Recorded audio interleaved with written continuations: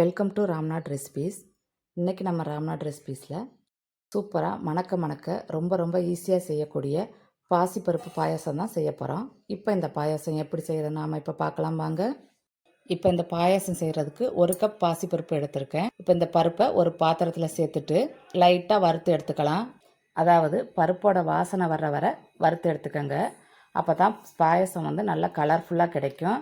அதே மாதிரி கருகாமையும் வறுத்து எடுத்துக்கோங்க. கருகிடுச்சுன்னா டேஸ்ட் கம்மியாயிரும். இப்போ பருப்பு நல்லா வாசனை வர வறுபட்டுருச்சு. இதோட அடுப்பை ஆஃப் பண்ணிவிட்டு 1 கப் தண்ணி ஊற்றி இந்த பருப்பை நல்லா கழுவி எடுத்துக்கோங்க. இப்போ பருப்பு கழுவி எடுத்தாச்சு. இப்போ 1 கப் பாசிப்பருப்புக்கு 3 கப் தண்ணி சேர்த்துக்கிறேன். சேர்த்துட்டு இதை 5 விசில் வர மிதமான தீயில வச்சு வேக வச்சு எடுத்துக்கோங்க. இப்போ இந்த பருப்பு வேகட்டும். அடுத்து ஒரு கடாயில் 1 ஸ்பூன் நெய் சேர்த்துக்கோங்க. நெய் உருகினதுக்கப்புறம் ஒரு கைப்பிடி தேங்காய் சேர்த்துட்டு தேங்காயை நல்லா வறுத்து எடுத்துக்கோங்க. தேங்காய் ஓரளவு நல்லா கருக வேகணும். இப்போ தேங்காய் நல்லா கருகி வெந்துருச்சு.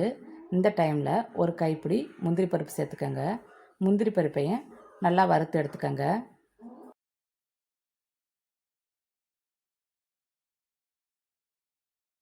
இப்போ பருப்பு நல்லா வறுபட்டுருச்சு. இது வறுபட்டதுக்கப்புறம் ஒரு கைப்பிடி திராட்சை சேர்த்துக்கோங்க.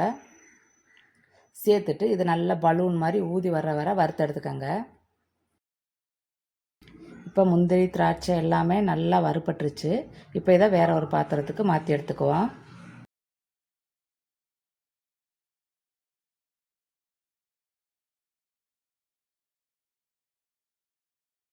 அடுத்து அதே கடாயில் 1.5 கப் வெல்லம் எடுத்திருக்கேன்.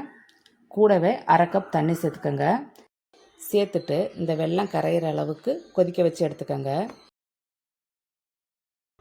இப்போ வெல்லம் நல்லா கரைஞ்சிருச்சு. இதை ஒரு ஓரமாக எடுத்து வச்சுருங்க.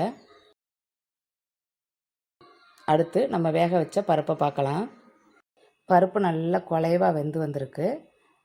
இதை மசிக்க வேண்டிய அவசியம் இல்லை. அதனால் ஒரு தடவை கலந்து விட்டால் மட்டும் போதும்.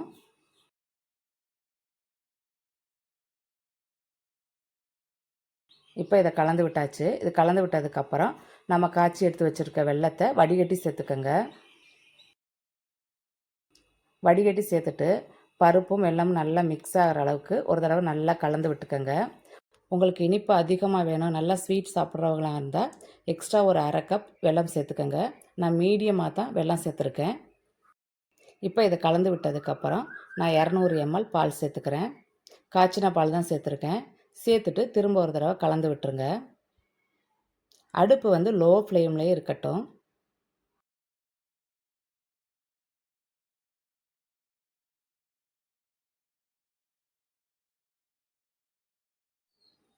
இது கலந்து விட்டதுக்கப்புறம் ஒரு 2லிருந்து 3 நிமிஷம் சிம்மில் வச்சு கொதிக்க வச்சு எடுத்துக்கோங்க. அதிகமாக வச்சுட்டிங்கன்னா அடிப்பிடிக்க ஆரம்பிச்சிடும். இப்போ ஒரு 3 நிமிஷம் கழித்து பாருங்கள், இந்த ஓரக்கரையெல்லாம் லைட்டாக கொதிக்க ஆரம்பிச்சிருச்சு. இந்த டைமில் ஒரு 3 ஏலக்காய் தட்டி எடுத்து வச்சுருக்கேன், அதையும் சேர்த்துக்கிறேன். சேர்த்துட்டு நம்ம வறுத்து எடுத்து வச்சுருக்க முந்திரி திராட்சை தேங்காய் இதெல்லாம் சேர்த்துக்கோங்க. சேர்த்துட்டு ஒரு தடவை கலந்து விட்டுருங்க. கலந்து விட்டுட்டு இதோட அடுப்பை ஆஃப் பண்ணிக்கோங்க. அவ்வளோதான், நமக்கு சூப்பரான டேஸ்டியான பாசிப்பருப்பு பாயாசம் ரெடி. நீங்களும் உங்கள் வீட்டில் செஞ்சு பார்த்துட்டு சொல்லுங்கள். உங்களுக்கு இந்த வீடியோ பிடிச்சிருந்தா ராம்நாத் ரெசிபீஸ்க்கு லைக் பண்ணுங்கள், கமெண்ட் பண்ணுங்கள், ஷேர் பண்ணுங்கள், சப்ஸ்கிரைப் பண்ணுங்கள். Eat healthy, think better.